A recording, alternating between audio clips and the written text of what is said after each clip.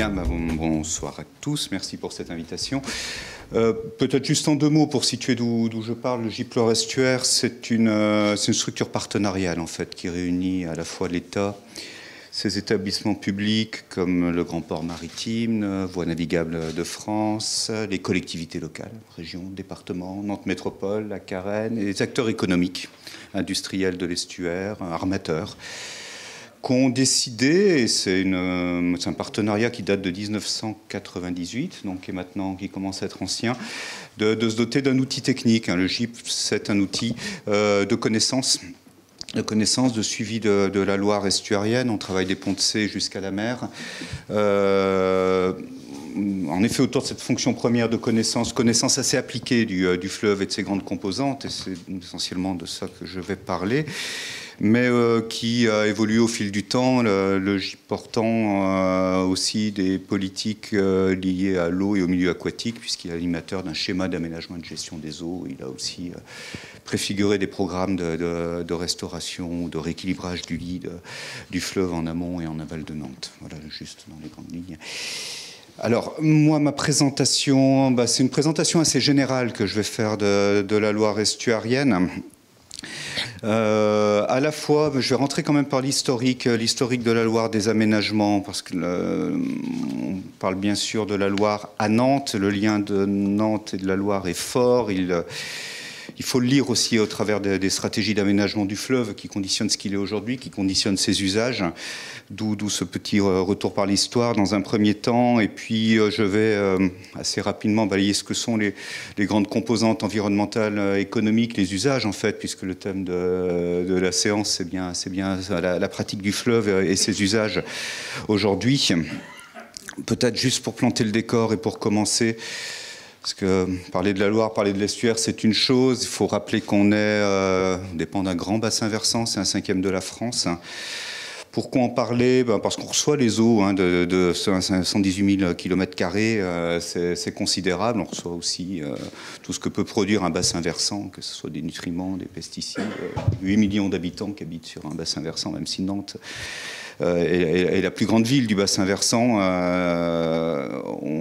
On a quand même, derrière nous, je dirais, on est le réceptacle de ces eaux d'une grande partie de la France. Autre élément très caractéristique, là je rentre dans l'estuaire, puis je vais zoomer de plus en plus, je vous rassure, on est sur un milieu estuarien, avec bien sûr une composante marine d'un côté, cyclique, prévisible, quoique 2010 nous a rappelé qu'il y avait aussi de l'imprévisible dans les phénomènes marins, et puis le fleuve, avec une caractéristique de la Loire qui est forte, c'est sa variabilité. On n'est pas en Seine, on n'est pas en Gironde, l'écart des débits est énorme en Loire. D'un étiage à 100 m3 à une crue centenale de 6400 m3, ça apporte une variabilité au fleuve qui est très très importante. Si on zoome un petit peu, puis je vais faire un petit détour, parce que Nantes se trouve un petit peu à la charnière de deux systèmes qui sont loin d'être indépendants, mais qui sont quand même de nature assez différente. Une Loire qui est restée fluviale jusqu'au début du XXe siècle, en amont de Nantes, qui a des caractéristiques propres, et puis une partie estuarienne, même si les choses se sont déplacées au fil du temps. Dans les deux cas, une Loire qui a été aménagée, je dirais Nantes n'est pas là par hasard géographiquement. Elle est sur un fleuve, sur une voie de navigation, comme toutes ces grandes villes, qualifient parfois de fonds d'estuaire. Elles se sont développées à l'interface d'une navigation fluviale, d'une navigation maritime. On a aménagé les fleuves pour ces fonctions de navigation. On a aménagé la Loire en amont de Nantes pour la navigation. Je ne sais pas si c'est très visible, mais ça a été un aménagement systématique, 700 épis pour chenaliser la Loire, pour concentrer l'écoulement, pour favoriser une navigation fluviale, mais aussi des aménagements.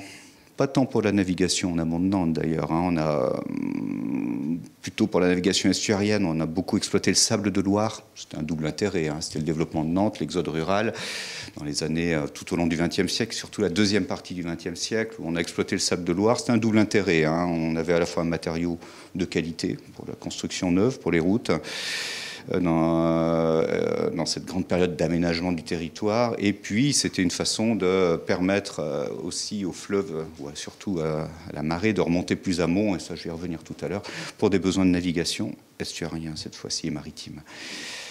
C'est une Loire qui est particulière. En amont de Nantes, elle a tout un réseau d'annexes hydrauliques. Je ne vais pas rentrer dans le détail. C'est très spécifique à ce milieu, souvent des anciens bras.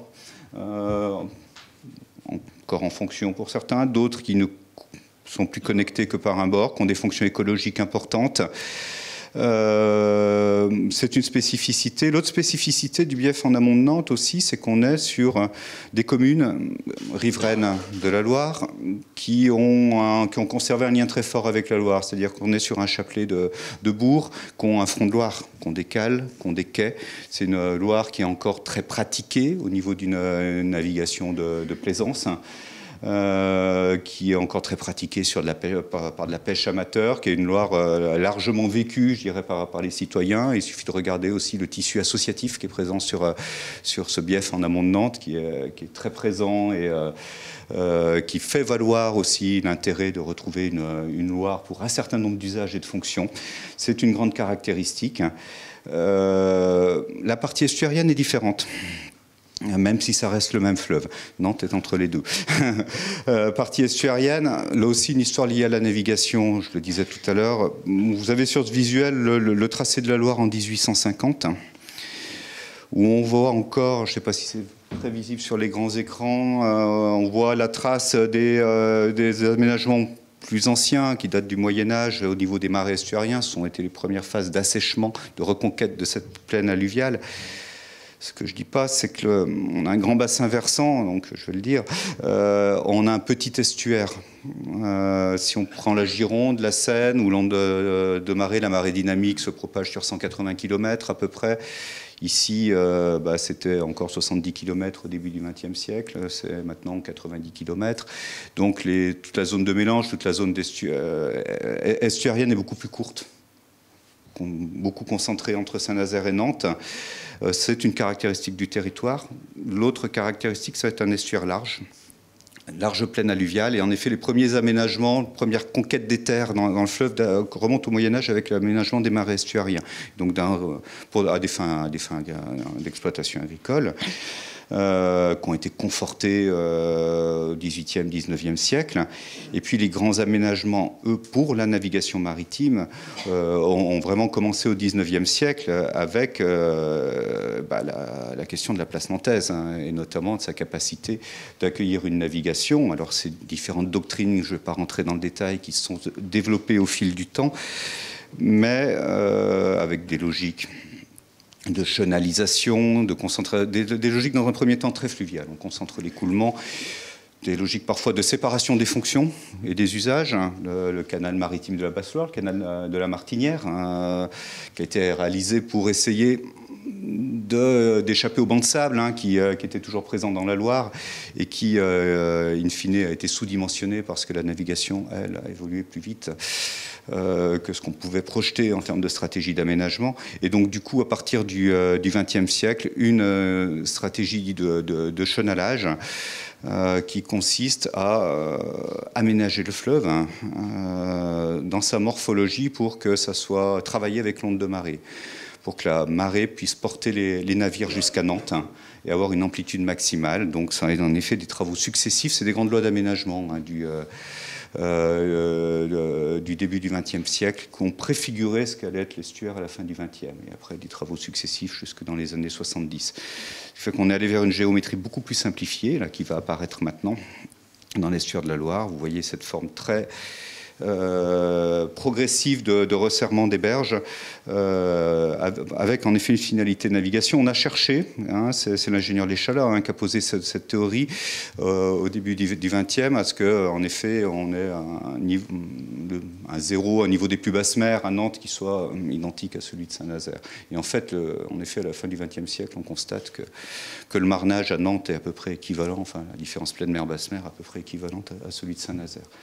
Nantes est devenu beaucoup plus maritime au fil du temps, avec ces évolutions-là, du fait de l'onde de marée, du fait aussi de grandes évolutions. Alors, petit détour, bien sûr, Nantes s'est développée. On a vu aussi le développement des activités industrielles, alors amont et puis aval, parce que l'histoire veut que les tirants d'eau ne se sont pas limités au calibrage du chenal jusqu'à Nantes, et qu'aujourd'hui les plus grands navires sont accueillis maintenant à Montoire, Donge et Saint-Nazaire. Les conséquences, je le disais tout à l'heure, c'est une marée qui a fortement évolué, qui a progressé vers l'amont, limite de marée dynamique en 1900, limite de marée dynamique aujourd'hui, un petit peu en amont d'Ancenis, évolution du sel. Limite historique de salinité, 1850, c'est encore celle qui prévaut d'ailleurs pour un certain nombre de réglementations de pêche, notamment. Bon, même si on mesure des 20 grammes et quelques par litre à Cordemais, mais bon, c'est aussi la limite d'application de la loi littorale. Si on suivait vraiment la limite physique du sel, Nantes se verrait appliquer la loi littorale. Il faut le savoir, du fait du décret estuaire. Maintenant, on mesure le sel, on mesure les 0,5 grammes par litre au niveau du pont de Bellevue, on a une station de mesure, pour vous donner quelques ordres de grandeur. Donc des systèmes qui ont fortement évolué de ce fait-là. Les milieux saumâtres sont beaucoup plus présents dans l'estuaire. Et puis d'autres phénomènes qui se sont amplifiés. Le phénomène de bouchon vaseux qui est connu à Nantes, cette accumulation de vases qui est liée au fait qu'on a toujours une opposition de courant à un moment, souvent 2 fois par jour dans les milieux macrotidaux de la façade atlantique, des courants entrants. Donc en effet, la vase a du mal à s'évacuer, surtout quand les débits sont faibles. On accumule cette vase qui est remise en suspension, ce qui génère en effet un bouchon vaseux dans la partie estuarienne, qui a beaucoup évolué aussi en intensité et en amplitude du fait de ces aménagements. Donc, voilà, ce sont des grandes évolutions. De ce fait-là, Nantes, en effet, est devenue une commune qui a connu la problématique du sel. C'est-à-dire en 1999, on est obligé de déplacer la prise d'eau de Nantes, qui était en face de l'hôtel de région Nantes-la-Roche, jusqu'à Mauves, parce qu'elle était touchée par le sel.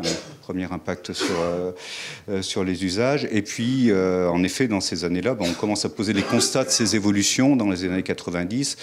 Autre élément symbolique, vous prenez une espèce emblématique des milieux estuariens, ce qu'on appelle l'angélique des estuaires, une espèce protégée.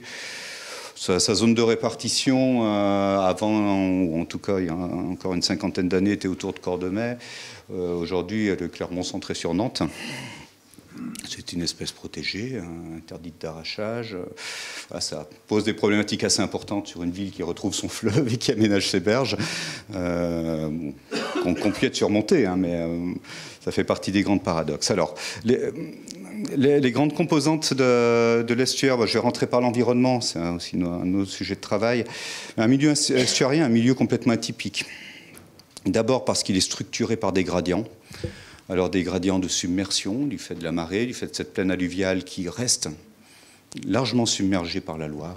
Sur un grand coefficient de marée, vous pouvez avoir 4000 hectares qui sont sous l'eau. C'est beaucoup. Sur une plaine alluviale qui en fait à peu près 18 000. La salinité, qui structure complètement les habitats. Cette forme de plaine alluviale avec une pente inversée, ce qui fait qu'on a aussi des gradients d'humidité assez importants, et donc un panel de milieux assez exceptionnel et assez spécifique au milieu estuarien qui sont présents, qu'on aille de la vasière qui est dans le lit du fleuve en passant par les roselières, espace de transition, et par les systèmes prairiaux, voire les systèmes de marais plus humides en pied de coteau, qui confèrent en effet au milieu estuarien des fonctions écologiques qu'on qualifie de majeures. Je prendrai l'exemple des vasières. Aujourd'hui, 2300 hectares, ça a été le grand perdant des aménagements, les vasières. On en a perdu un quart en 50 ans à peu près. C'est la ressource trophique. Voilà. Poissons, oiseaux. C'est ce qui fait qu'en effet, dans un milieu estuarien, on retrouve un certain nombre d'espèces, voire qu'on a une contribution extrêmement forte pour des migrateurs, ou des poissons qui viennent à un moment de leur parcours grossir dans l'estuaire, je pense à la sole notamment, donc il y a un intérêt à l'échelle du golfe de Gascogne, à l'échelle de toute la façade atlantique pour les oiseaux, du fait de ces milieux-là. Les systèmes de roselières, plutôt les gagnants des grands aménagements, puisqu'elles sont développées sur les anciennes vasières, pour être un petit peu simpliste. Les systèmes de prairies, marais, qui sont des systèmes complètement exploités par l'homme, même si on est sur des très vastes espaces. On est aujourd'hui sur un milieu, pour être, même si je suis en train de parler de fonctions écologiques et environnementales, on est sur un estuaire qui n'est pas un espace naturel, qui est un produit d'un aménagement, et qui aujourd'hui a besoin de l'homme pour son équilibre. 18 000 hectares de prairies dans l'estuaire. Vous voyez le réseau hydrographique extrêmement dense. Il y a 1700 km de réseau hydrographique géré par la profession agricole dans l'estuaire. Donc en effet, voilà, une grande diversité d'habitats, des espèces patrimoniales, axe migratoire pour les poissons, c'est l'aspect bassin. Je rouvre sur cette question-là, puisqu'on a beaucoup de migrateurs qui passent par l'estuaire, et l'estuaire a une responsabilité, notamment au niveau de sa qualité de l'eau, vis-à-vis de l'ensemble du bassin de la Loire, et du saumon notamment, mais pas seulement, enfin, de la Lauze, de la Lamproie, zone d'hivernage pour les oiseaux, c'est là où on a le plus d'oiseaux dans l'estuaire, en hiver, parce qu'ils quittent l'Europe du Nord pour trouver des contrées où ils ont à la fois le gîte et le couvert, dans les températures plus clémentes pour eux. Halte migratoire pour les passereaux paludicoles, petits oiseaux qui viennent se nourrir dans les roselières, et puis cette fonction de nourricerie que j'évoquais tout à l'heure à l'échelle du golfe de Gascogne. On est sur ces grandes composantes. Ce que je soulignais tout à l'heure, je ne vais pas revenir dessus, on est aussi sur une contribution écologique qui dépasse largement le cadre de l'estuaire de la Loire. Donc, je l'ai déjà évoqué. Et puis on avait évidemment d'autres composantes qui sont du fait même de l'aménagement de l'estuaire et de son histoire. Il a toujours été dans cet équilibre, avec parfois des plateaux de balance plus ou moins équilibrés, avec les activités économiques. Alors, je commencerai par l'agriculture, pas commencer par, je finirai par les activités portuaires, mais l'agriculture qui est présente historiquement dans l'estuaire. Aujourd'hui, c'est à peu près 500 exploitants dans un modèle agro-environnemental assez adapté au milieu estuarien, mais il faut dire qu'il a été façonné pour cette pratique agricole. Ce qui est intéressant, c'est que la pratique a peu évolué. C'est-à-dire qu'on est en effet sur un système d'élevage extensif, de pâturage dans ces milieux, de gestion très traditionnelle, je dirais, du réseau hydrographique tel qu'elle se pratiquait il y a longtemps et qui, fondamentalement, est aujourd'hui contraint par le fait qu'il y a plus de sel, plus de vannes dans l'estuaire, mais continue à perdurer. Il y a aussi une agriculture qui est aidée pour le faire. On a 75% du territoire qui est soutenu par des mesures de soutien agro-environnemental.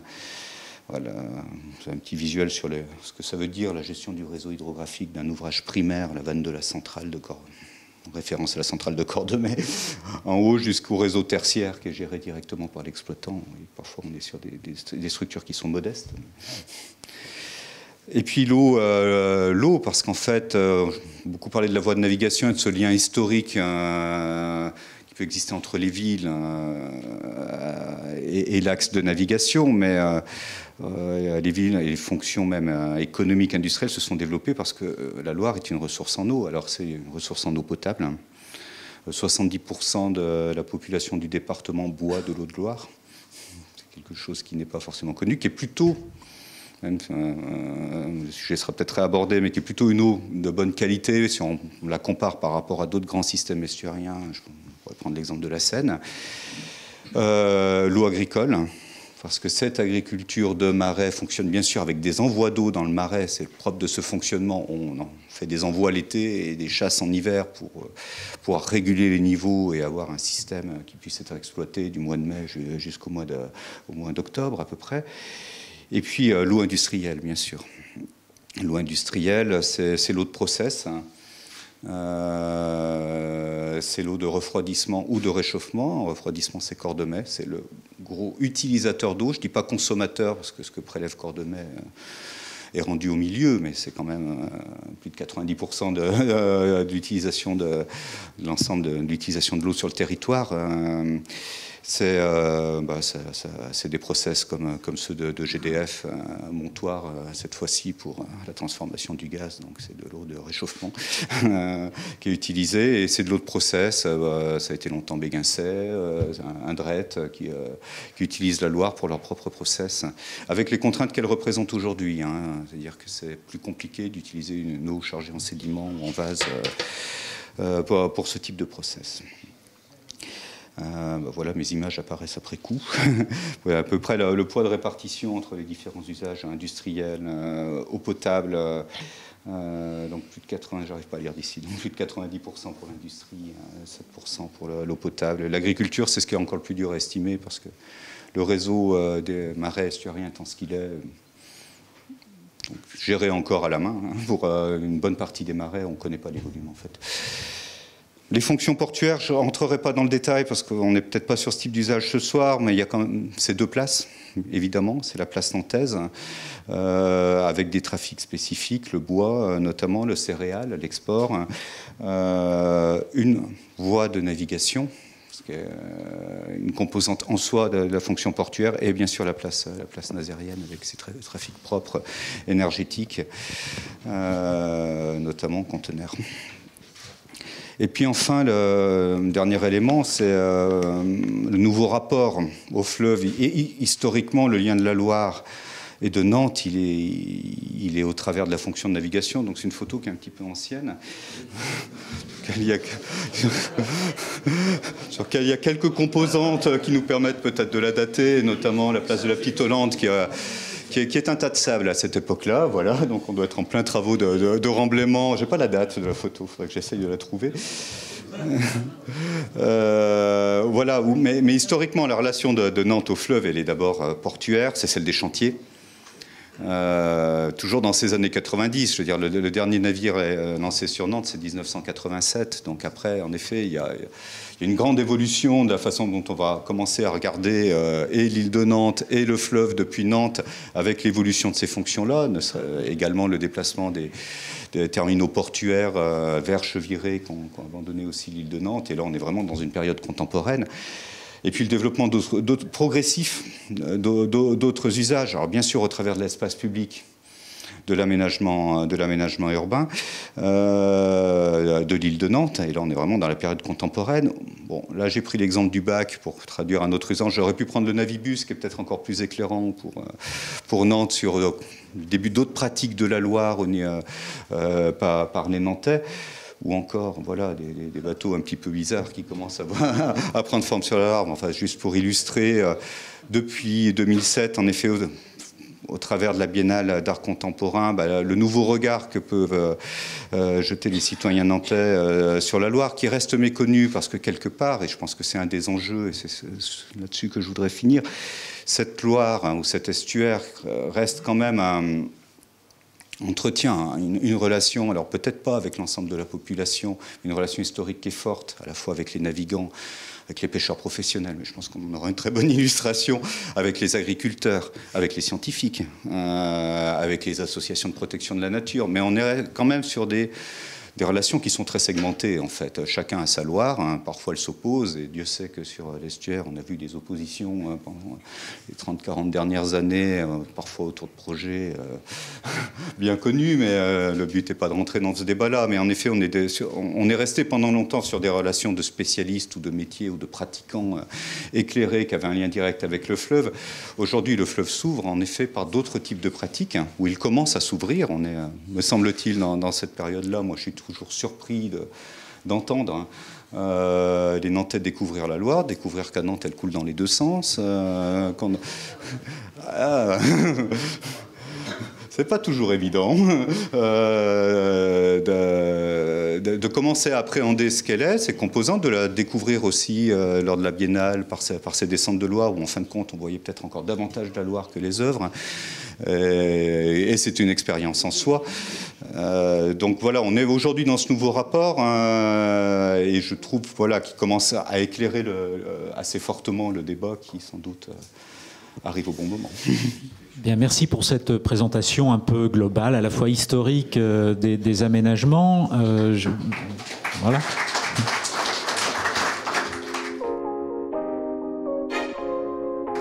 Je vais commencer par une question sur... parce que, en fait, les travaux, les aménagements que vous avez évoqués pour nous expliquer la situation de la Loire aujourd'hui ont eu des conséquences. Le marnage que vous avez évoqué, mais je vais donner une autre conséquence, c'est en gros le niveau de la Loire a baissé de 4 mètres entre le début du XXe siècle et maintenant. Et donc ça a sans doute dégradé un petit peu le fonctionnement de l'estuaire, hein, sûrement même. Et donc il y a eu toute une réflexion, à la fois des études et des projets pour essayer d'améliorer le fonctionnement de l'estuaire, essayer de remonter le niveau du fil de l'eau à l'amont de Nantes, dans Nantes et à l'aval de Nantes, Le GIP a fait des études sur ces simulations, enfin a fait voilà, et il était même prévu dans le cadre du plan Loire grandeur nature des financements pour expérimenter, peut-être créer de nouvelles vasières, puisqu'on en a perdu. J'avais compris aussi qu'on imaginait de donner des espaces d'expansion pour le fleuve pour ralentir peut-être les courants qui sont extrêmement forts. Donc, est-ce qu'on peut avoir un point sur voilà, ces études et ces travaux ? Oui, il y a un vaste programme qui a été engagé en termes d'études dans les années 90, dans cette période où on commence à être clair sur les constats d'évolution du fleuve, sur les contraintes que ça peut apporter un certain nombre d'usages. Et ces programmes visent justement on parle d'un nouvel équilibre à ce moment-là pour le fleuve. Pas uniquement à des fins environnementales, mais parce que le fleuve est utilisé, comme vous l'avez vu, pour l'eau potable, parce qu'il y a en tête aussi les stratégies d'aménagement de l'île de Nantes, et on voudrait un fleuve plus apaisé pour permettre d'autres usages.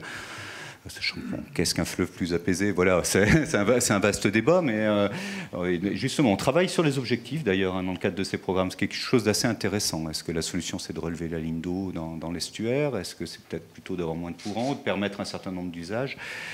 Et progressivement, alors on va faire émerger 2 programmes complémentaires, alors avec des pas de temps différents, je ne vais pas rentrer dans le détail. Un en amont de Nantes, où la Loire s'est beaucoup incisée, où des milieux latéraux se sont déconnectés, et l'autre en aval de Nantes. Ce sont des programmes d'ensemble, ce sont des programmes de longue haleine. En amont de Nantes, on est sur une stratégie de rééquilibrage du lit, parce que le lit continue à évoluer en amont de Nantes. En fait, la pente hydraulique est plus forte, je ne vais pas rentrer dans les détails, il continue à fournir du sable, donc il se creuse, parce que le bassin versant ne peut pas en apporter assez. Et on a beaucoup abaissé le fleuve, donc forcément, voilà, il se vide d'une certaine façon. Et alors sur le BF en amont de Nantes, c'est relativement récent, parce que le programme en termes d'études a abouti en 2012, fin 2013, pardon. Donc c'est vraiment très récent. Et aujourd'hui, on est sur une maîtrise d'ouvrage qui se constitue, qui est identifiée, qui est Voies navigables de France, pour des actions structurantes sur le BF en amont de Nantes, qui est une stratégie d'action qui a été évaluée à 40 et à 70 ans. Donc on se projette vraiment sur du long terme, sur une logique de rééquilibrage pour éviter en effet d'une part que le fleuve se détériore encore plus par rapport à des fonctions environnementales, hein, très clairement là, sur ce volet-là du programme, et pour aller vers un rééquilibrage, c'est-à-dire que le fleuve soit capable de gérer son sable, en fait, et de le garder, plutôt qu'il parte dans l'estuaire, voire en mer. Donc là, il y a un programme qui va démarrer en termes d'études opérationnelles, avec différentes actions structurantes. Hein. Donc là, sur lequel voilà, les cofinancements sont en train d'être mis en place. On est pour une première séquence de 7 ans, qui va être la première étape du programme, dans le cadre du plan Loire. Et sur la partie aval, hein, où là aussi il y a un programme d'ensemble, alors c'est des systèmes de vasières, l'idée d'amortir cette propagation de la marée. Différents scénarios ont été étudiés. On a aussi un programme d'ensemble qui a été posé, qui pose d'autres problèmes de complexité en termes de mise en œuvre, ne serait-ce qu'on s'attaque à l'estuaire, qui est une grosse machine hydraulique, et que pour faire bouger l'estuaire, le faire bouger au sens, on voudrait en effet moins de bouchons vaseux, moins de déficit d'oxygène vis-à-vis des poissons, on voudrait en effet des courants un peu moins forts, parce que difficile de pratiquer le fleuve pour de multiples usages, parce qu'on a des vrais courants de marée dans l'estuaire maintenant.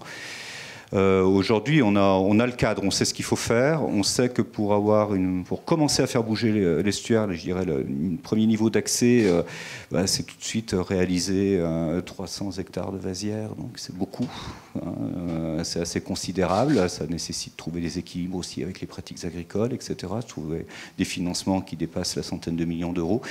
Donc là, on est sur un schéma où, en effet, on avait imaginé une expérimentation plus faible, fut un temps, on sait que l'expérimentation seule n'est pas démonstrative. Voilà, c'est une des difficultés du programme, donc il va falloir trouver à l'avenir, en lien aussi avec l'ensemble des stratégies d'aménagement de l'estuaire, le bon cadre de programmation pour pouvoir développer sur le long terme un cadre cohérent. Merci, je vais passer le micro à Émilie. Alors, vous nous avez effectivement expliqué que la Loire draine les eaux d'un grand bassin versant. La question que certains Nantais se posent aujourd'hui, c'est comment se manifeste le phénomène des inondations sur l'agglomération nantaise, et peut-être pourriez-vous aussi nous apporter un éclairage sur comment ce risque d'inondation est pris en compte dans le cadre du plan de prévention des risques. Alors, c'est un vaste sujet. On a alors longtemps regardé la problématique inondation depuis l'amont, les crues du fleuve, ne serait-ce parce que Nantes a été inondée en 1910. C'est encore dans les mémoires, ou en tout cas au moins sur les cartes postales, notamment la place du commerce, l'île de Nantes. Voilà, faut avoir en tête ces événements majeurs. C'est une crue centenale, donc c'était pas une crue centenale, ça veut dire qu'on peut potentiellement tous la revoir, quoi. Le lit a beaucoup évolué, il s'est approfondi. En effet, la Loire coule plus bas. Une crue un peu similaire, juste un peu moins forte, un peu moins longue, s'est produite en 1982. Je dirais, elle a traversé Nantes. Je dirais pas sans qu'on s'en rende compte, mais mais on n'avait pas le même coefficient de marée. Voilà, 74 en 1910, 40 et quelques, 42, je crois, en 82, et d'où un sujet de débat sur le risque d'inondation. On avait un peu oublié à Nantes la problématique inondation, en disant on a structurellement aménagé le fleuve et ça coule plus bas. Xynthia a rappelé aussi qu'il y avait des événements marins en 2010, et c'est vrai que quand la question du PPRI s'est posée à Nantes, parce qu'il fallait qu'elle se pose, la grosse difficulté de l'exercice, c'est en effet comment on prend en compte et des événements marins et des événements fluviaux sur un milieu esturien, sachant que Nantes est devenue plus marine, y compris sur ces phénomènes-là. Le fait qu'on ait amélioré la propagation de l'onde de marée, on améliore la capacité de propagation d'un événement maritime sur Nantes. Donc là, ce sont des choses qui ont été étudiées, que Nantes Métropole et l'État ont demandé au GIP d'étudier pour poser les bases du PPRI. Donc ont été constitués en effet de multiples scénarios de combinaison entre des événements maritimes, fluviaux, qui ont été confortés d'ailleurs parce que, en termes d'analyse par Xynthia, on était en pleine phase d'étude quand Xynthia est arrivé, donc ça nous a fait un élément de test complémentaire, si j'ose dire. Donc aujourd'hui, en effet, on dispose d'une analyse. Alors, toujours être prudent quand on modélise, quand on essaye de représenter ces phénomènes-là, parce que souvent la nature montre qu'elle peut se comporter au-delà de ces prévisions-là. Mais en tout cas, il y a aujourd'hui une connaissance et une capacité de combinaison qui a été mise en place spécifiquement sur la Loire pour appréhender les problématiques d'inondation. Et le PPRI s'est fondé sur ces bases-là, y compris en intégrant des perspectives d'évolution au siècle, à la fois des débits du fleuve, à la fois du niveau marin, dans la limite de ce qu'on connaît, des régimes de tempête, et de sa morphologie, et de ses stratégies de rééquilibrage. Donc en effet, il y a des séries de scénarios qui ont été déclinés et pris en compte, et qui ont permis de servir de base au PPRI, qui a complètement changé la donne en termes de vision d'ailleurs, de risque, par rapport à ce qu'on pouvait imaginer. Autant l'amont de l'agglomération et par rapport à des crues historiques, on est sous des niveaux inférieurs, et autant sur l'aval, on est du fait de l'élévation du niveau marin, on est sur des niveaux supérieurs. Et donc concrètement, si on parle de l'agglomération, il y a les risques d'inondation. Oui, il y a des secteurs qui ont été clairement identifiés en risque, sur lesquels le PPRI fixe des règles d'urbanisme. D'accord. Alors soit pour des habitations existantes, c'est vrai que pour certains citoyens, ils sont retrouvés en situation de dire « Ah, je suis dans une zone à risque, il va falloir que je déplace mon tableau électrique, etc. » avec des systèmes d'aide. Enfin, j'ai participé aux réunions publiques, c'est pas le GIP qui porte ces politiques-là. Nous, on a amené les éclairages scientifiques sur les compétences. Donc il y a des zones qui ont été placées soit en aléa faible, soit en aléa fort. Et en effet, pour certains secteurs, et notamment certaines ZAC du côté de Rezé, qui ont des contraintes complémentaires du fait de cette prise en compte. Voilà, très concrètement. Je termine sur ce sujet en disant, là, on a 3 zones qui s'aménagent, l'île de Nantes, le Bas-Chantenay et ZAC des Îles. Il y a des parties de ces espaces qui sont soumis à risque. Oui, île de Nantes, non. Île de Nantes, on est, même en prenant les hypothèses, parce qu'on est parti sur des hypothèses multiples, notamment 1 mètre d'élévation du niveau marin, c'est pas rien. L'île de Nantes échappe à l'inondation sous ces hypothèses-là. D'accord. On va venir à une deuxième série de questions sur les acteurs et les lieux de décision. Parce que voilà un fleuve qui est très long, 1000 km, qui effectivement fait l'objet d'une gestion sûrement différente selon tout au long de son parcours.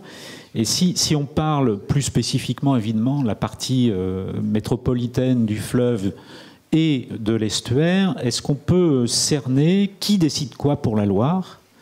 C'est peut-être pas simple, mais si c'est pas simple pour vous, ça l'est sans doute encore moins pour les habitants. Donc, est-ce qu'on peut cerner un peu qui a des responsabilités, qui décide quoi, qui est au cœur de la décision, et éventuellement quelle information peut être donnée aux citoyens ? Où trouve-t-il l'information par rapport au fleuve, à sa gestion, et voilà. Vaste question. Oui, vaste question. Il y a à la fois des questions de politique un peu sectorielle ou thématique, parce que sur un fleuve, on croise à la fois les politiques de l'eau, avec tous leurs outils, que ce soit au niveau de l'échelon européen, directive 4 sur l'eau, qui se décline dans un SDAGE, un schéma d'aménagement et de gestion des eaux, à l'échelle du bassin. Le bassin, vous l'avez vu tout à l'heure, c'est grand, et encore ça intègre la Bretagne, qui se décline localement au travers d'un SAGE, qui a une commission locale de l'eau qui va poser un certain nombre des éléments de réglementation. On va jusqu'à de la réglementation au travers d'un SAGE, en fixant des règles à la fois pour l'urbanisation qui sont opposables aux tiers. C'est une politique. Il y a des politiques d'aménagement du territoire, au travers notamment des documents d'urbanisme. Il se trouve qu'à cette échelle-là, on a aussi un SCOT. On a des outils de programmation aussi, de planification. On parlait du plan Loire tout à l'heure, c'est un outil à l'échelle de bassin qui va pouvoir soutenir des actions de rééquilibrage du lit. Mais on a aussi des logiques de programmation qui sont plus locales, de contractualisation.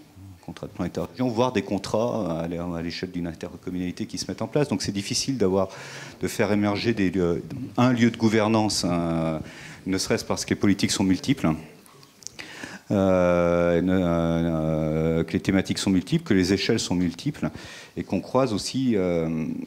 c'est peut-être un paradoxe, on est à la fois sur un territoire qui a une domanialité publique, la Loire, mais qui croise les compétences de beaucoup d'acteurs, en fait, et sur lequel beaucoup d'acteurs sont présents, parfois au travers aussi de leur clause de compétence générale, au niveau des collectivités locales. Donc il n'y a pas un lieu de décision, il y a différents systèmes de gouvernance. Donc on peut en citer certains. J'ai parlé du SAGE tout à l'heure, ça en est un sur les politiques de l'eau, mais on peut penser évidemment à ce qui peut être acté au travers d'un document d'urbanisme comme le SCOT. On peut penser aussi à des clubs plus informels, plus politiques, qui ont été mis en place parce qu'il y avait un enjeu de développement fort sur l'estuaire et d'équilibre, comme l'association communautaire de l'estuaire de la Loire, qui n'est pas un organe décisionnel, qui est plutôt un organe qui permet de préparer la convergence des points de vue des grands acteurs politiques du territoire autour de ces enjeux économiques.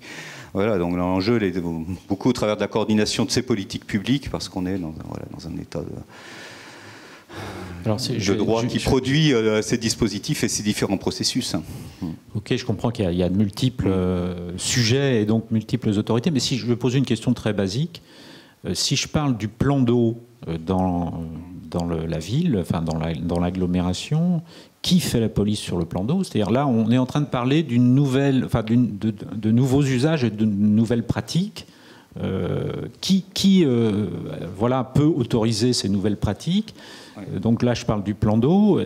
Où est-ce que telle autorité va? À partir d'où? Est-ce qu'il y a plusieurs autorités? Alors, en gestion administrative, il y a plusieurs autorités. Bon, au niveau domanial, donc occupation du domaine, vous allez avoir une limite qui est le pont Anne de Bretagne. D'un côté, vous allez dans le domaine du port, du grand port maritime aujourd'hui, et de l'autre côté, vous rentrez dans le domaine de voies navigables de France. Donc ça va être un élément de réglementation pour des occupations du domaine. Si vous voulez installer un ponton demain, vous allez avoir affaire à des gestionnaires de domaine, mais c'est qu'une partie du volet autorisation. Si vous voulez installer un ponton, pour rester dans cette image-là, vous êtes sur un ouvrage qui va être dans le lit du fleuve. Je suis désolé de ne pas pouvoir répondre simplement. Donc il va falloir être confronté à des logiques de police, de loi sur l'eau, en fait, parce que ce sera un ouvrage dans le lit qui peut être une entrave à l'écoulement, etc., qui peut générer de la sédimentation, etc. Donc vous allez sans doute avoir besoin d'une autorisation loi sur l'eau là qui va passer par de l'État, sous nécessiter l'avis de la commission locale de l'eau du Sage, etc. Donc tout dépend du projet. D'accord, merci, Émilie. Alors pour la dernière question, donc en fait, on souhaitait donc vous poser des questions autour de la qualité de l'eau. Donc effectivement, quand on est à Nantes, toujours pareil, la Loire a traversé des kilomètres, elle a traversé des zones agricoles, des zones urbaines, chacune d'entre elles ayant des activités bien particulières. On peut imaginer que l'eau de la Loire s'est chargée en différents polluants notamment. Et vous nous avez dit tout à l'heure qu'à Nantes et dans l'agglomération, la qualité de l'eau était considérée comme bonne. Peut-être pouvez-vous préciser justement à quel titre elle est dite de bonne qualité. Alors, bon, quand on parle de qualité de l'eau, il y a plein de paramètres possibles. Si on prend en effet, on va récupérer à la fois des nutriments, nitrates, phosphore, liés notamment aux pratiques agricoles, aux stations d'épuration, où on va récupérer du sédiment fin, tout simplement, lié au bassin versant. On va récupérer des pesticides. On va récupérer des produits qu'on ne sait pas encore évaluer en termes de qualité, comme tous les produits médicamenteux. Donc voilà, on est dans cette réalité-là. Sur les pesticides, on est par rapport aux normes européennes telles qu'elles existent aujourd'hui, on n'est quand même pas sur un système qui a des problèmes majeurs de pollution. Il y a quelques dépassements de seuil, mais on n'est pas sur une situation critique au niveau de la Loire. Après, c'est compliqué sur les pesticides, et puis c'est un vrai débat d'experts, parce que les pesticides, ça évolue. On interdit des produits parce qu'on constate qu'ils montent en flèche. Donc il y a des produits de substitution, sauf que les produits de substitution, on ne les connaît pas encore, donc il n'y a pas encore de normes dessus, donc on ne sait pas encore évaluer si on est dans le rouge ou si on est dans le vert. Donc voilà, au-delà de ce débat d'experts-là, sur les produits classiques connus, on n'est pas dans une situation critique. Par contre, on est sur un fleuve qu'on appelle eutrophisé, il appelle beaucoup de matière organique, de nitrate, de phosphore. Et là, en termes de qualité, oui, ça peut avoir un impact. Alors, beaucoup sur le littoral aussi, c'est le développement des algues vertes. Alors, la Loire produit, en effet, apporte des nitrates. Les nitrates sont plutôt stables dans le temps. On ne voit pas vraiment beaucoup d'évolution, malgré toutes les politiques qui sont mises en œuvre pour essayer de les réduire. Mais bon, c'est vraiment des politiques à long terme pour avoir des résultats sur les nitrates. Il faut que le temps que les sols restituent aussi, que les nappes restituent ce qu'elles ont pu accumuler pendant très longtemps. On voit baisser tout ce qui est phosphore, par exemple. Bon, je pense qu'on voit là aussi l'effort qui a été fait sur les stations d'épuration de l'ensemble du bassin. Donc il y a des tendances qui sont positives sur certains aspects. Mais la première problématique qualité de l'eau sur la Loire, elle est liée au fait qu'on ait toute cette matière organique qui arrive, et parfois purement végétale, et que l'estuaire la désagrège. C'est-à-dire qu'on a un processus dans le bouchon vaseux de détérioration de la matière organique, de consommation, et donc de consommation d'oxygène pour ça. Et donc en fait, c'est la grosse problématique qualité d'eau de la Loire, elle est sur le déficit d'oxygène.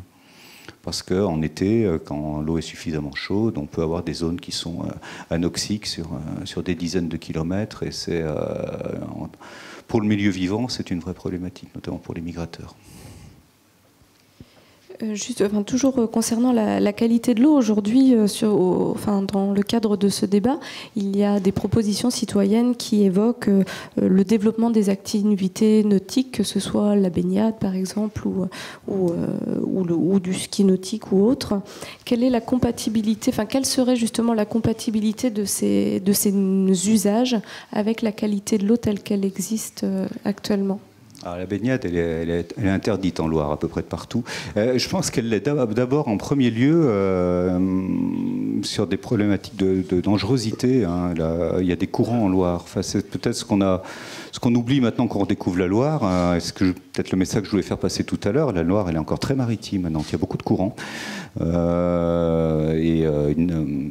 baignade avec des courants de plusieurs mètres secondes, à mon avis, je pense qu'il y a un problème de compatibilité à la base. Et puis il y a aussi une saisonnalité dans la Loire, un bouchon vaseux. Quand vous avez un mètre de vase très molle qui se dépose sur les berges, en accès pour la baignade, c'est pas pratique. C'est des problèmes de turbidité. Vous savez, les critères de baignade, il y a la turbidité qui rentre en ligne de compte. Donc là, la baignade, ça me semble très difficile, moi, comme ça, de prime abord, par rapport à ce qu'est cette Loire et cet estuaire. Et c'est le cas dans beaucoup d'estuaires. Sur d'autres pratiques, ski nautique, il y a déjà du ski nautique sur la Loire en fait. Après, c'est plus des problèmes à mon avis, enfin, on connaît cette problématique-là sur le bief amont avec le ski nautique, jet ski qui sont assez présents, avec des difficultés d'usage et plutôt d'équilibre d'usage. Ça va plutôt être, à mon sens, les questions à travailler, elles sont plutôt à ce niveau-là. Alors, en milieu urbain, ski nautique, jet ski, ça peut être une contrainte aussi parce que c'est bruyant. Ces contraintes-là, elles ont été beaucoup discutées sur le bief en amont de Nantes pour les fonctions écologiques aussi. Faire du jet ski en pleine période de nidification de la sterne, voilà. D'accord, juste pour terminer peut-être sur la question des algues vertes, parce que donc il y a des nitrates, mais en même temps on ne constate pas d'algues vertes sur les plages, en tout cas à proximité de la Loire. Alors est-ce que ça veut dire que ce qui sort de la Loire va se déposer plus loin, si je puis dire? Alors le panache de la Loire est quand même très important, hein. Dans l'estuaire externe, la Loire arrose jusque dans le Morbihan quand même, hein. Bon, donc, il y a la Loire, il y a la Vilaine aussi qui est un contributeur, voilà, qui est important, hein, parce qu'il y a un bassin agricole également. Mais oui, il y a un panache qui est important. Une fois qu'on est en mer, on a une large diffusion. Et puis on a quand même des problématiques d'algues vertes, hein, dans le nord du département qui ont été soulevées. Alors on n'est peut-être pas en situation des plages des Côtes d'Armor qui sont... certaines dans des situations bien plus terribles. Mais les Côtes d'Armor, c'est pas la Loire quand même. Non, là, c'est pas la Loire. Il faut passer le Ratsin. Très bien. Mais en remontant vers le Morbihan, si, on est encore dans le panache de la Loire. Merci pour ces précisions. On va arrêter là notre première audition.